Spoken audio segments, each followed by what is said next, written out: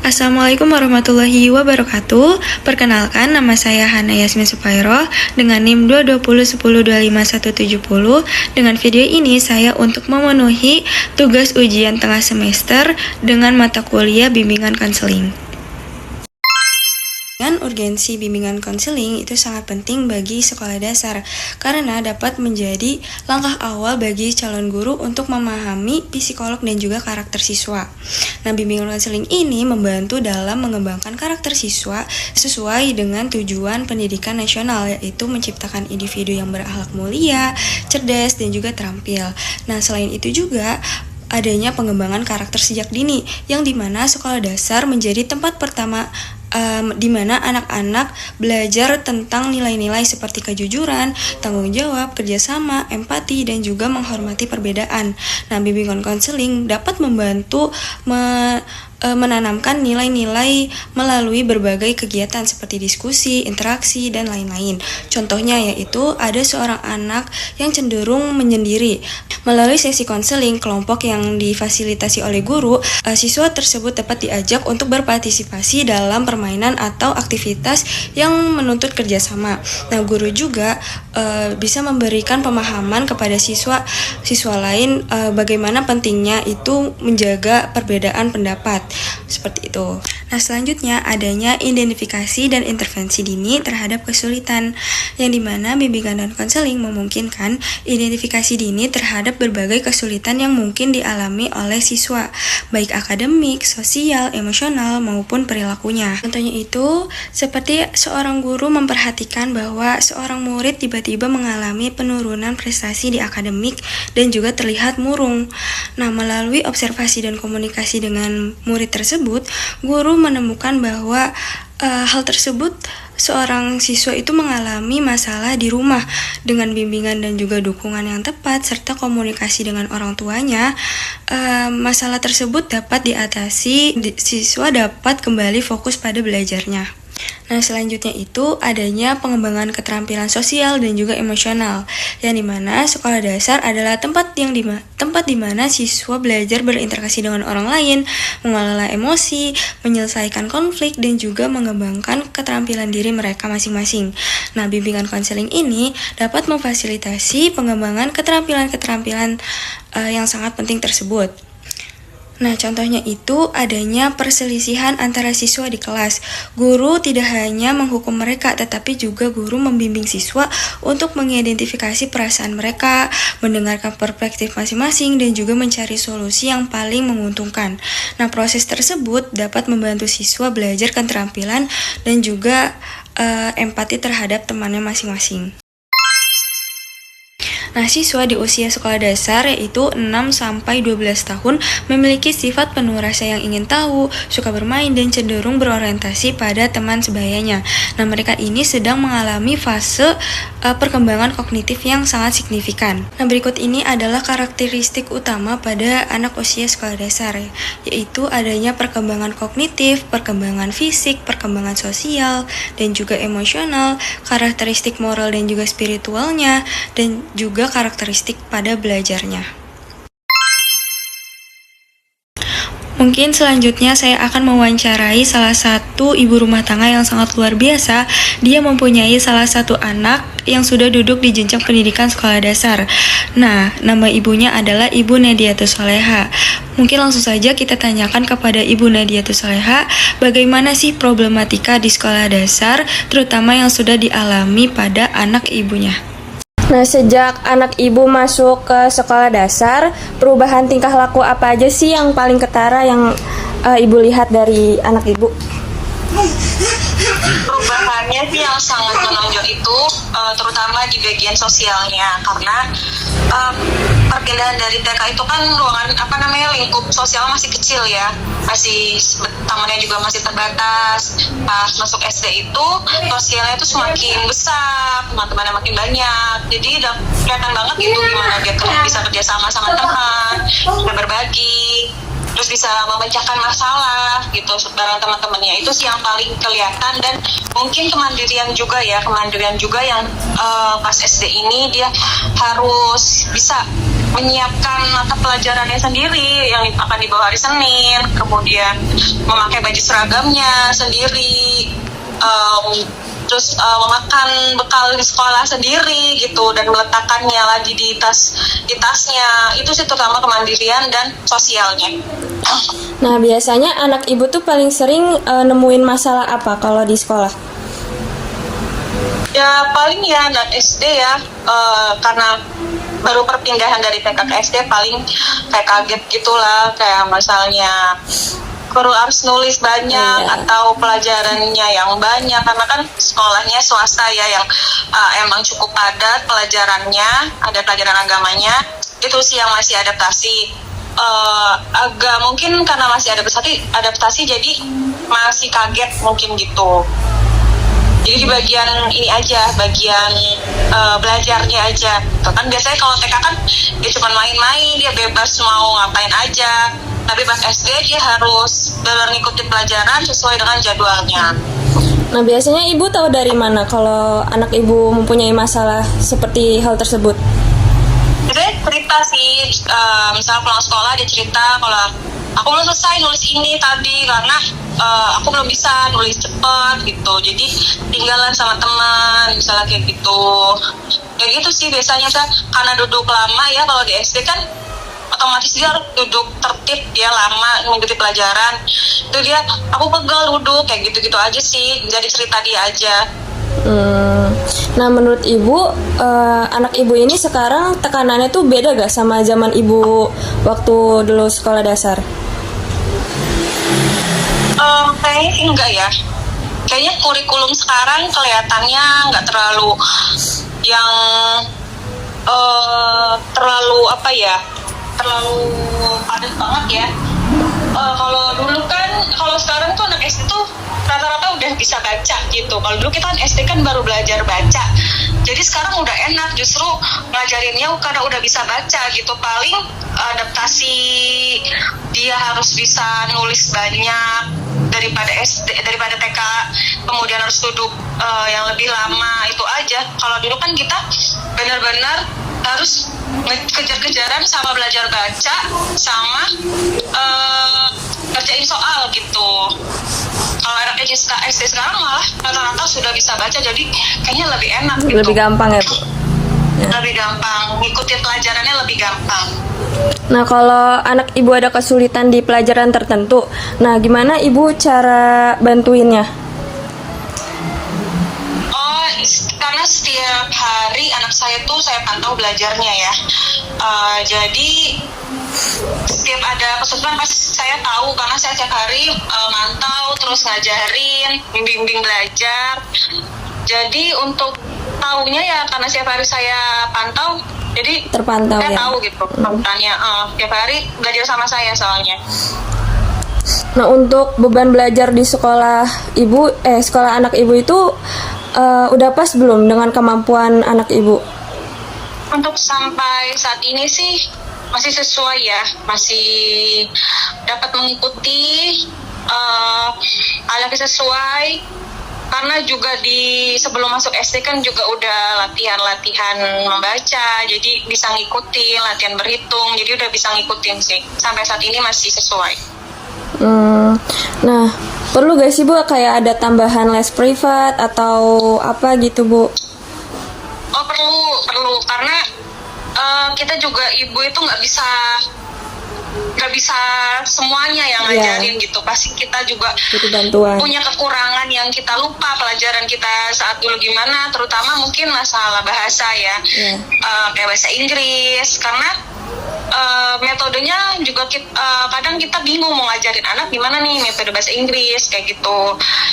Jadi mungkin kalau untuk les itu kali penambahan di bahasa aja, kayak bahasa Arab, bahasa Inggris. Tapi untuk pelajaran sekarang untuk yang kayak matematika, bahasa itu masih bisa dipegang saya, tapi untuk bahasa mungkin saya akan lesin. Nah, jika nilai anak ibu tiba-tiba jelek ya, tidak sesuai harapan ibu, nah gimana ibu menanggapi hal tersebut? Pasti kita evaluasi ya, ini kenapa anaknya kok bisa nilai jelek padahal udah belajar, apakah apakah ada yang terlewat gitu yang belum dipelajari gitu, atau anaknya nih nggak fokus saat membaca dan menjawab itu nggak fokus gitu. Tetap kita evaluasi terus nanti kita tahu dari mana nih apakah anak kita ternyata salah. Misalnya disuruh belajar sampai bab berapa, anak kita cuma ngehnya sampai bab 1 kayak gitu. Nah kita evaluasi terus ya nggak apa-apa gitu, buat pelajaran tetap kita perbaiki. Apa yang salah kita kasih tahu, ternyata jawabannya bukan ini tapi ini gitu, biar anak kita yang penting tahu jawabannya apa yang benar. Nah, anak ibu kalau misalkan lagi ada masalah atau berantem gitu sama temennya, nah biasanya ibu ngadepinnya gimana tuh, Bu? Kalau masih di lingkungan sekolah ya masih wajar ya, kayak misalnya ledek-ledekan ya biasa gitulah ya. Misalnya ada anak cewek ngeledekin anak cowok atau anak sebaliknya, masih hal yang wajar. Itu biasanya kita minta bantuan ibu guru gitu ya, ibu guru dan bapak gurunya untuk menasehati gitu antara keduanya. Kalau tidak boleh seperti itu, tapi kalau emang sudah yang berlebihan, tapi belum pernah sih yang berlebihan itu mungkin kita akan ngomong ke pihak sekolah ya, minta jalan keluarnya kayak gitu. Nah, anak ibu ini terbuka gak sama ibu, kayak sering cerita-cerita soal masalah pergaulan gitu di sekolahnya? Iya, karena dari kecil selalu sama saya 24 jam, jadi kita kayak udah bonding banget. Jadi dia percaya gitu sama saya. Jadi kalau cerita tuh saya seperti teman, jadi selalu dia cerita kejadian nanti di sekolah, kejadian apa yang dia rasain sama di sekolah gitu kan. Terus dia selalu cerita. Jadi saya tahu perkembangannya di sekolah gimana. Nah, kira-kira dalam sehari anak ibu sering megang HP atau gadget gitu? Berapa lama? HP atau gadget itu ada waktunya. Kalau hari biasa itu kalau tidak diperlukan dalam metode pembelajaran itu kita tidak ngasih sama sekali, karena emang waktu dia sempit ya, pulang sekolah dia harus belajar, ngaji, kemudian dia harus siapin sekolahnya besok gitu, nggak ada. Jadi kalau hari biasa sekolah tuh nggak ada, tapi hari libur itu biasanya kita kasih waktu untuk dia pegang gadget gitu, dengan tontonan edukasi yang pastinya dikontrol oleh kita gitu. Ada gak Bu aturan-aturan gitu dari anak ibu main gadget? Aturannya tuh pertama, anak kalau di rumah itu nggak boleh HP, kalau mau nonton harus di TV. Jadi kita semua tahu, bisa memantau, karena di TV kan kita semua bisa dengar dan semua bisa lihat ya. Jadi bersama-sama di ruang keluarga kita nonton bersama, kartunnya pun kartun yang kita sudah tahu kalau ini aman gitu untuk dia tonton. Dan kalau HP itu jarang sekali ya, paling kalau misalnya kita lagi di luar, ada satu darurat yang kita nggak bisa nih bawa dia, atau kita nggak bisa nih melibatkan dia dalam satu hal. Jadi biar dia nggak bosan nunggu kita, misalnya kayak di rumah sakit saya harus kontrol, dia nggak boleh masuk ke ruangan, jadi dia di luar misalnya sama suami saya, sambil dia tidak bosan nunggu saya lama, paling saya kasih itu dengan pantauan suami gitu sih. Oh gitu. Nah, ibu pernah gak ngelihat ada perubahan dari anak ibu setelah bermain gadget atau nonton TV seperti itu? Oh pernah saya ngalamin waktu di sekolah ya, ini terutama sekolah waktu akhir sekolah TKB dulu. Jadi dia kan suka nonton film science eksperimen gitu, atau enggak kayak seni-seni, cara menggambar, cara melipat, origami. Nah saat di TK itu anak-anak disuruh bebas menuangkan gambar, tapi dengan temanya hujan gitu.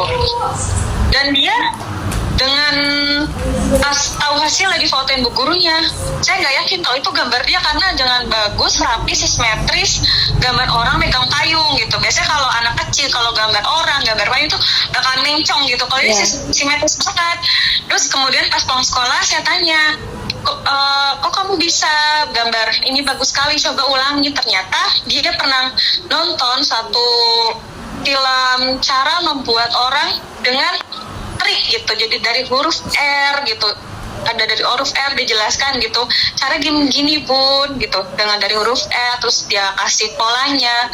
Ternyata itu dari film itu trik menggambar kayak gitu. Jadi dari huruf R kita bisa menggambar orang pakai jas hujan, caranya begini kayak gitu. Ya cukup membantu ternyata kalau dengan tontonan yang berkualitas ya, ternyata anak kan menyimpan memori yang cukup baik. Jadi dia mengingat yang dia lihat, kemudian dia bisa tuangkan saat dibutuhkan kayak gitu. Oke, nah biasanya ibu ngawasin konten seperti apa aja? Seperti tadi kan eksperimen. Selain eksperimen itu apa aja, Bu?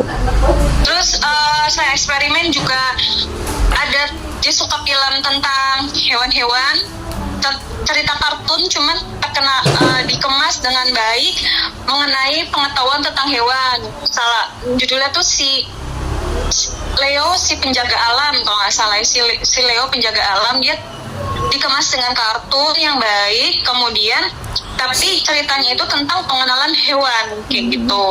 Ini tentang hewan, misalnya gajah itu udah berasal dari mana, dia punya belai apa, makannya apa kayak gitu.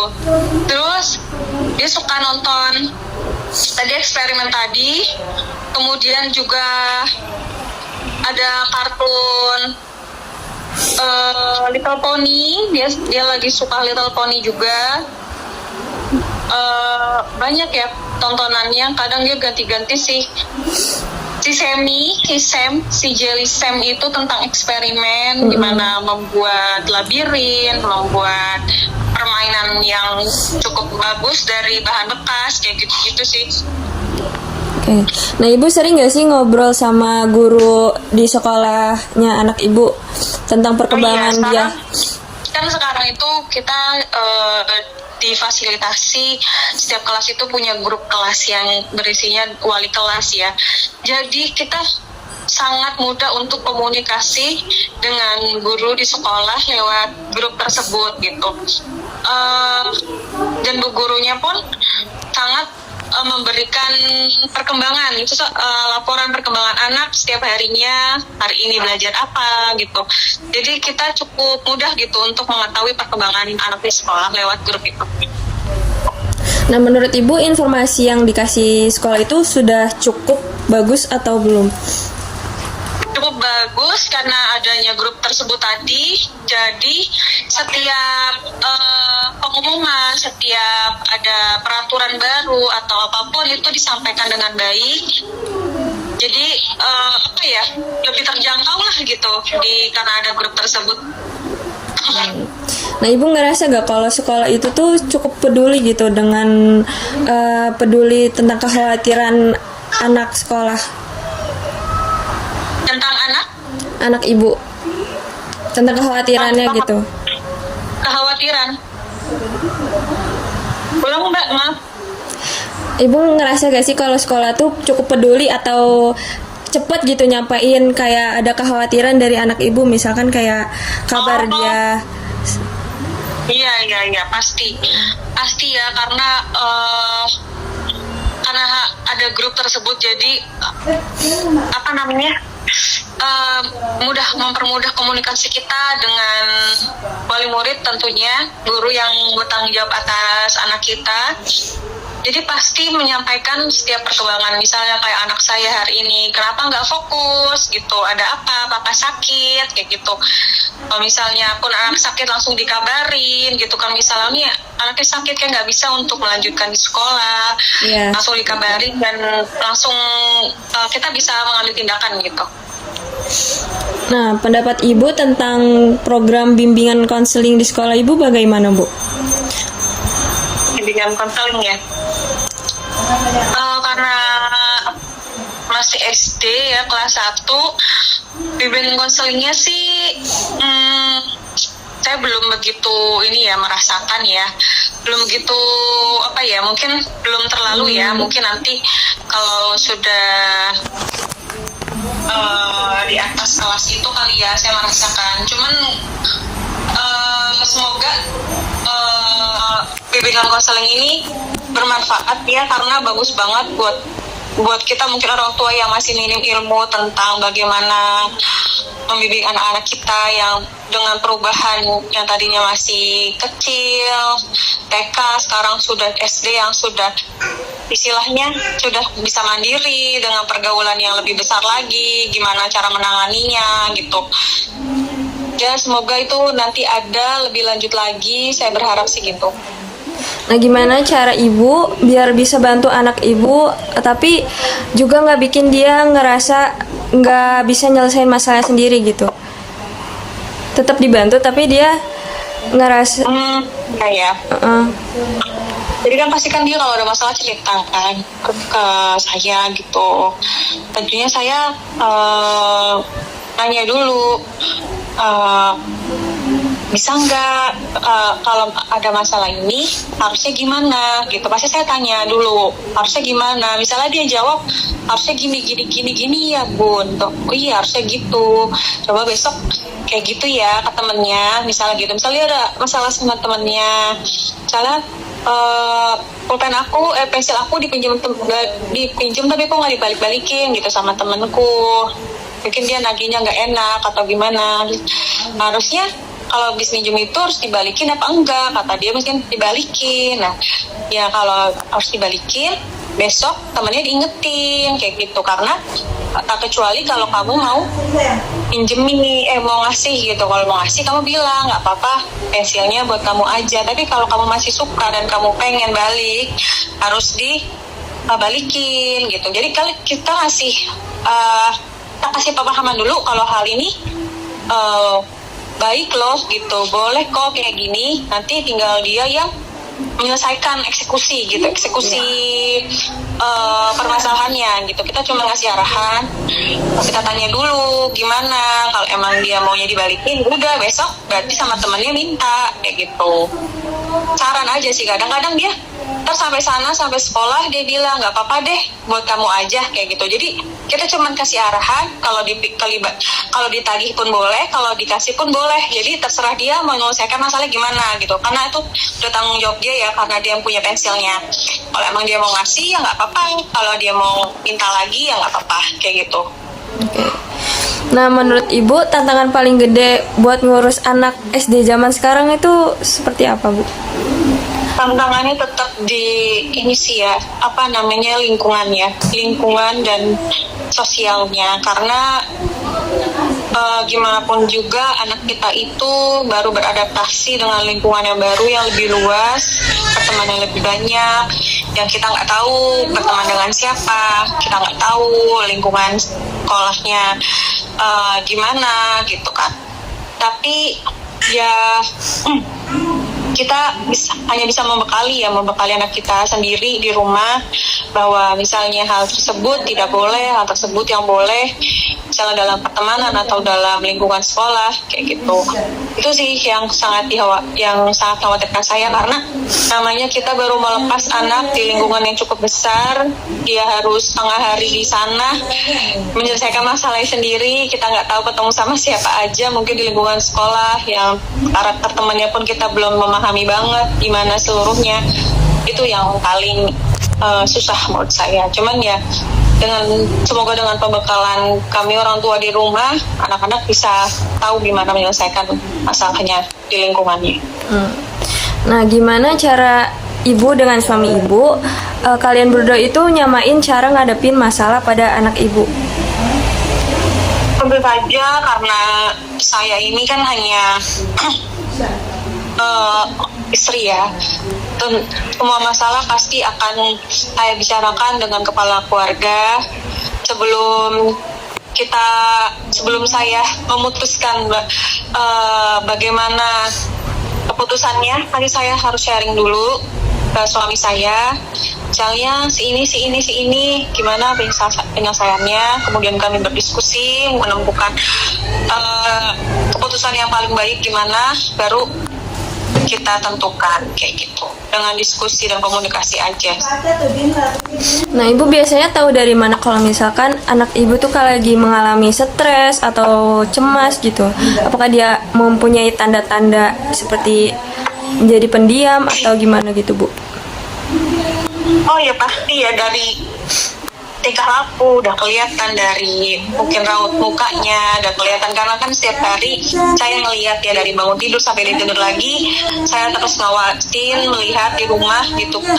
Pasti kelihatan kalau misalnya dia mungkin udah tanda-tanda nih mau sakit nih, kayaknya udah gak semangat, makannya juga gak nafsu gitu. Terus diajak ngomong pun, cerita pun kayak udah mulai pendiam, itu udah pasti dia ada masalah entah kesehatan atau ada masalah tentang dengan temannya. Tapi kalau misalnya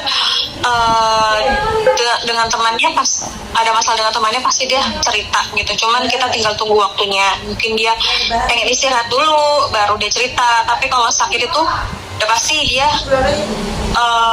lemes gitu, nggak cerita. Cuman kita tahu tanda-tanda sakit. Oh ini dia kayaknya kecapean misalnya gitu dengan rutinitas yang banyak di sekolah. Dia pulang udah langsung tidur gitu, makannya juga nggak nafsu, kelihatannya juga nggak ceria gitu, udah kelihatan.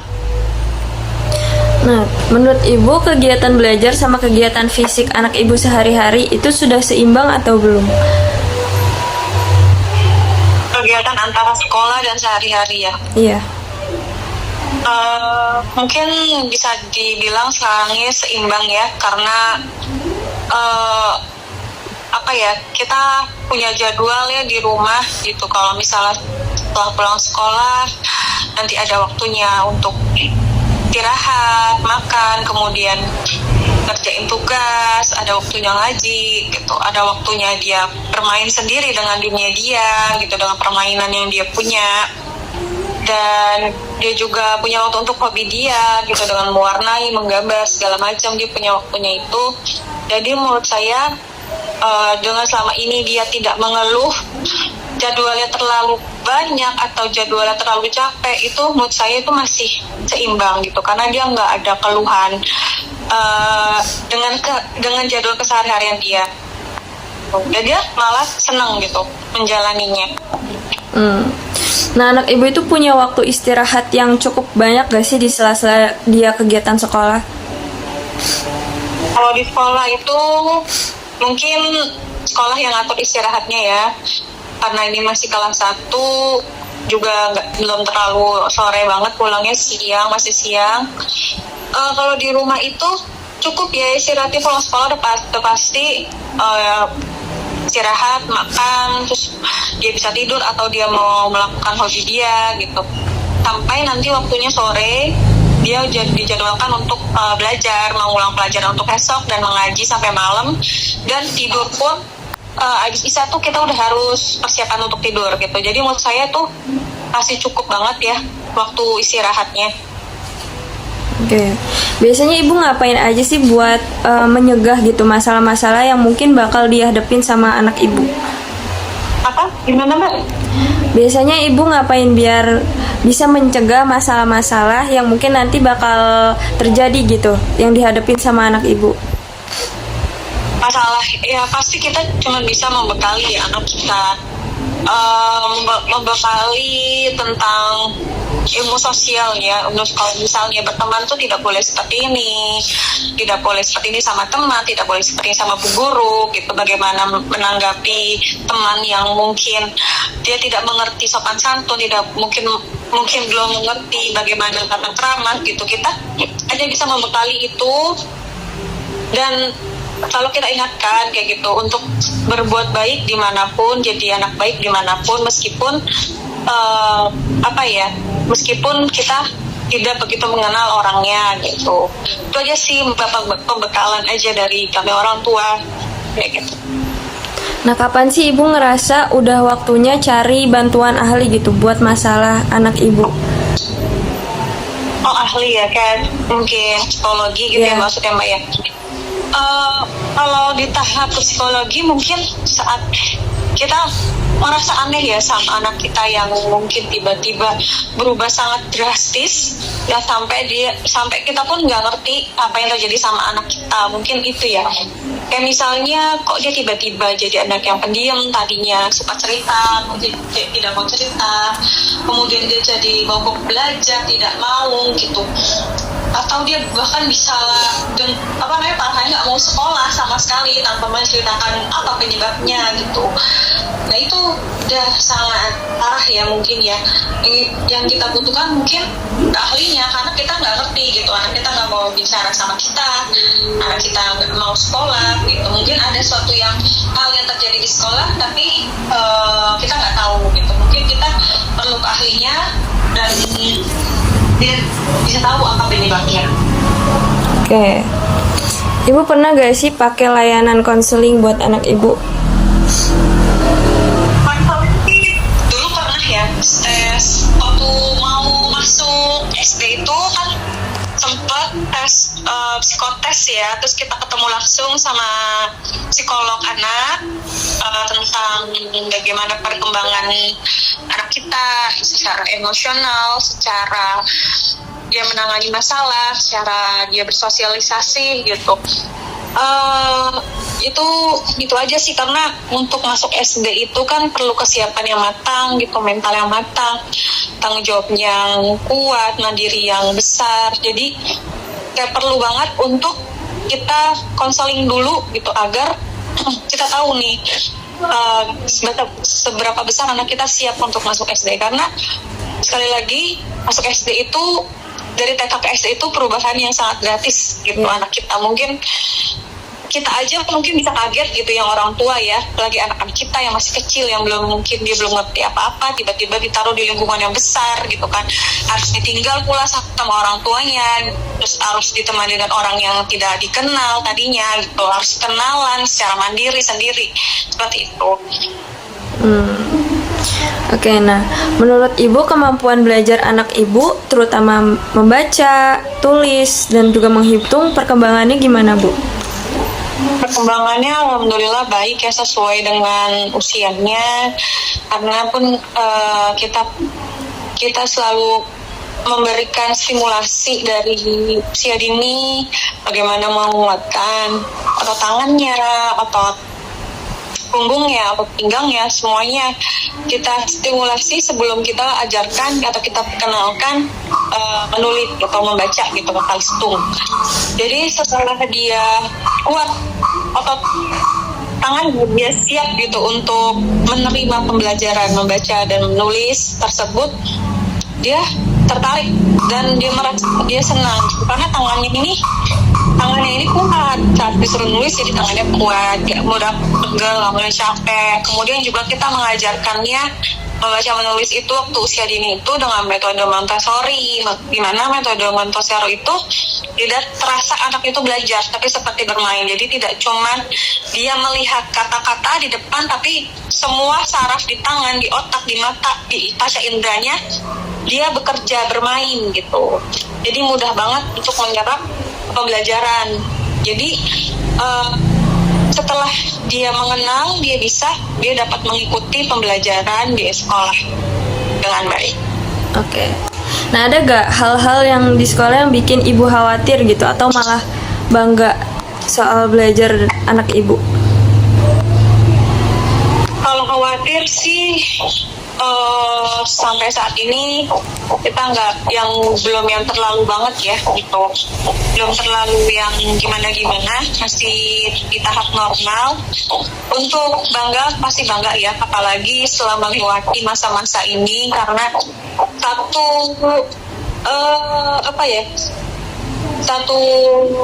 hal yang luar biasa, dia bisa melewati pertemanan lingkungan yang besar tadi, dari yang lingkup kecil ke lingkup besar, dia bisa melewati, dia bisa mandiri, dia bisa bertanggung jawab dengan pelajarannya di sekolah gitu. Itu bukan kebanggaan buat kita ya. Oke. Nah, menurut ibu nih, dukungan kayak gimana sih yang paling dibutuhin dari sekolah, terutama kayak masalah-masalah sama anak SD gitu? Dukungannya itu fasilitas pembelajaran yang baik, terus lingkungan sekolah yang baik gitu, terutama dari guru-gurunya yang baik, mengajarkan hal yang baik, sopan santunnya, itu sih Mbak fasilitasnya ya. karena anak SD ini dia kan yang dibutuhkan itu kenyamanan dulu ya untuk belajar gitu. Kayak misalnya mungkin kalau dalam kelas tuh ada sirkulasinya baik, pencahayaannya baik gitu. Jadi tidak yang panas, kepanasan, tidak ada udara, sirkulasi udara yang pengap atau lembab kayak gitu. Jadi terutama tuh lingkungan kelas dulu yang nyaman untuk anak belajar, karena sekali lagi anak TK ke SD itu dia harus adaptasi. Kalau lingkungan kelasnya saja sudah yang tidak nyaman, gimana dia bisa belajar dengan fokus kayak gitu. Kemudian fasilitas lainnya seperti anak diberikan kesempatan gitu untuk bisa belajar lebih dalam lagi, misalnya diberikan fasilitas pembelajaran yang gak cuman lewat buku aja gitu, tapi bisa explore lebih dalam lagi biar lebih memahami. Kemudian juga lingkungan sekolahnya, guru-gurunya dibimbing bagaimana cara memberikan pengajaran yang dapat diterima oleh masa anak sekarang gitu. Karena kan setiap masa beda-beda ya pembelajaran. Mungkin masa saya dengan masa sekarang pun pembelajarannya beda. Jadi sesuai masanya gitu, bisa memberikan metode pembelajaran dengan masa sekarang gitu. Nah, keterampilan apa sih yang paling penting buat dikembangin anak zaman sekarang itu, Bu? Keterampilan ya, anak zaman sekarang sih banyak sekali ya keterampilannya yang bisa dikembangin. Terutama mungkin dalam komunikasi ya. Anak-anak sekarang kan komunikasinya itu sudah pintar-pintar gitu, kayak umur SD itu sudah bisa berbicara, kayak udah bisa menyanyi, udah banyak yang bisa dia kembangkan dari komunikasi gitu. Dia bisa jadi presenter atau dia bisa jadi pencerita kayak gitu, karena sekarang gampang banget ya anak-anak sekarang tuh belajar dari media manapun. Jadi kayak komunikasi itu cepat gitu dia dapatnya, kata-katanya tuh sering banget dapat gitu, cepat dapatnya, entah dari mana dia dapat, kayak kok dia bisa ya ngomong ini, oh dia ngerti ya bahasa ini kayak gitu. Terus mungkin bahasa juga ya, bahasa tuh penting banget, apalagi kita di era sekarang. Jadi bilinguals itu penting banget untuk perkembangan anak sekarang yang harus ditingkatkan lagi. Jadi antara bahasa sama komunikasi itu aja. Oke, nah dukungan tambahan apa lagi nih, Bu, yang Ibu harapin dari sekolah buat bantu perkembangan anak Ibu? Dukungan dari orang tua maksudnya? Untuk sekolah? Ya. Yeah. Dukungannya mungkin kita hanya mendukung setiap program yang diajukan oleh sekolah, peraturan yang diajukan oleh sekolah. Kita sebagai orang tua, selama itu programnya baik, selama itu peraturannya baik, mendukung untuk pembelajaran anak ke depan, itu kita pasti dukung gitu, dan kita membantu sekolah juga untuk anak bisa mematuhi peraturan sekolah gitu. Kita membantu anak tuh untuk disiplin di sekolah, untuk bisa berkembang di sekolah, gitu aja. Nah, Ibu nyiapin anak Ibu buat ngadepin tantangan di jenjang pendidikan selanjutnya tuh bagaimana? Yang tadi kita menyiapkan bahasa pertama ya, karena saya tahu bahasa ini sangat berkembang dengan pesat ya di zaman sekarang. Jadi saya pengen anak saya tuh bisa dua bahasa minimal. Jadi saya sedang siapkan. Kemudian dengan juga sekarang kreativitas anak gitu, dengan hobi dia tentunya ya. Misalnya dia hobi dia menggambar, kita fokuskan dia, ayo kita fasilitaskan dia untuk, mungkin kalau dia mau les, kita leskan dengan yang ahlinya kayak gitu. Lalu itu, Mbak.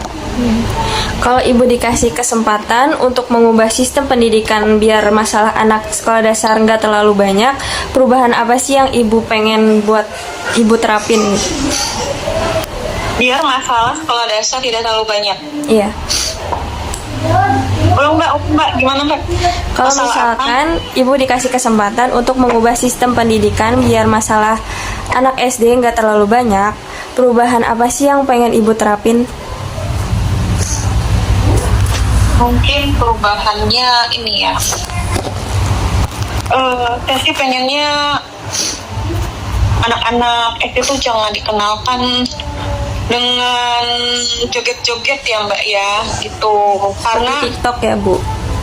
TikTok ya terutama, karena saya sering lihat konten-konten guru-guru SD, entah guru sekolah mana gitu, gak cuma SD ya, banyak. Itu di waktu senggang atau waktu pelajaran mereka mengajak anaknya untuk bikin konten gitu. Karena gimana pun harusnya guru itu harus profesional ya.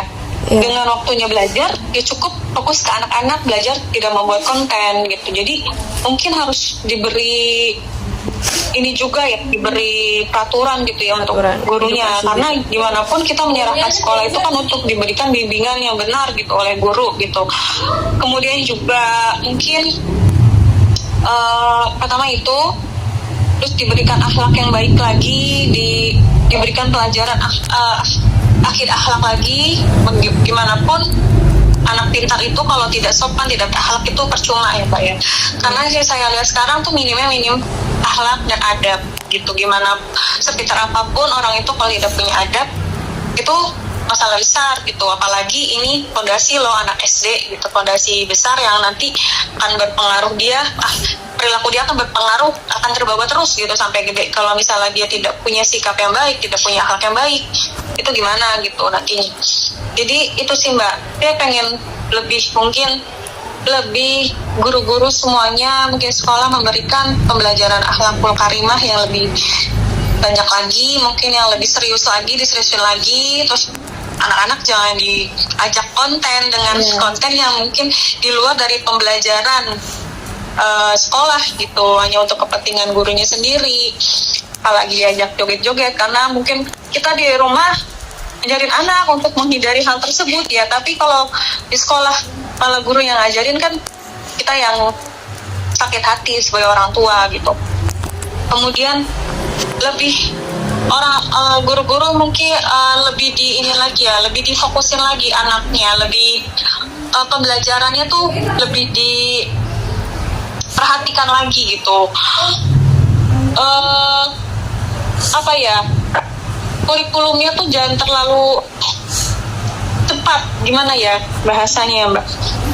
Jadi kadang ada pelajaran anak SD itu yang terlalu kayak belum perlu gitu loh, kayak belum perlu nih untuk dipelajari, tapi ternyata di kelas 1 sudah dipelajari. Kayak lebih dipilih lagi kurikulum yang emang cocok untuk anak SD, yang emang dia mampu memahaminya gitu. Kadang terlalu berat ya pelajaran zaman sekarang, tapi dituntut untuk bisa gitu. Pertama itu kita di yang TikTok itu sama akhlak. Seperti yang kita ketahui ya Bu, banyak sekali problematika di SD terutama pada kelas 1 gitu. Nah, hal tersebut itu peran orang tua sangat berpengaruh, bukan hanya guru ya Bu, tapi dukungan orang tua juga sangat perlu. Mungkin cukup sekian dari saya wawancaranya. Terima kasih atas waktu yang sudah diselenggarakan pada Ibu. Baik, saya cukupkan. Wassalamualaikum warahmatullahi wabarakatuh. Salam warahmatullahi wabarakatuh. Nah, berdasarkan hasil wawancara yang sudah saya lakukan kepada Ibu Nadiatus Soleha, ini masih ada beberapa masalah yang sering terjadi di sekolah dasar, terutamanya yaitu adanya perundungan atau pembulian, yang dimana bisa berupa ejekan verbal, pengucilan sosial, sehingga kekerasan fisik. Nah, perundungan ini dapat berdampak negatif pada kesehatan mental siswa dan juga emosional siswa yang menjadi korban pembulian tersebut. Nah, apalagi anak dari responden saya tersebut itu masih di kelas 1 atau fase A, yang dimana kelas 1 itu belum mengerti apa itu hal yang mereka lakukan itu baik atau tidak gitu. Mereka bisa saja mengucilkan atau mengejek temannya itu sebagai bahan bercandaan atau tanpa niatan untuk mengejek, tetapi mereka tidak tahu apakah hal tersebut itu menyakiti temannya atau tidak. Nah, selanjutnya itu adanya kesulitan dalam belajar ya. Mungkin beberapa siswa masih mengalami kesulitan dalam memahami materi pelajaran tertentu, seperti pelajaran membaca, menulis, atau menghitung. Ini mungkin banyak faktor seperti gaya belajar yang berbeda-beda, kurangnya pemahaman konsep dasar, dan faktor lainnya. Dari wawancara yang saya sudah lakukan, anak tersebut itu memiliki kesulitan belajar karena adanya perubahan dari TK ke SD ya, yang mungkin dia hanya butuh waktu gitu untuk beradaptasi pada lingkungan sekolahnya. Mungkin jika saya sebagai seorang praktisi sekolah, tindakan yang saya lakukan untuk mengatasi masalah-masalah yang sering terjadi di sekolah dasar itu seperti membangun budaya sekolah yang positif dan juga aman. Tersebut mungkin bisa menjadi pencegah perundungan atau pembulian di sekolah dasar, yaitu seperti mensosialisasikan kebijakan anti perundungan yang jelas dan juga tegas, menanamkan nilai-nilai positif seperti empati, toleransi, dan saling menghormati melalui kegiatan pembelajaran dan juga ekstrakurikuler. Mungkin dengan cara adanya video edukasi gitu, mereka menonton video tentang PPKSP gitu, anti pencegahan pembulian, toleransi, dan lain-lain. Untuk mengidentifikasi dan mendukung siswa dengan kesulitan dalam belajar mereka, yaitu melakukan asesmen diagnostik untuk memahami kesulitan belajar siswa secara individual. Terus menyediakan program remedial atau bimbingan belajar tambahan yang sesuai dengan kebutuhan siswa masing-masing. Terus juga adanya penerapan strategi pembelajaran yang berdiferensiasi untuk mengakomodasi berbagai gaya belajar. Dan juga adanya kolaborasi dengan psikolog atau tenaga ahli lainnya jika diperlukan.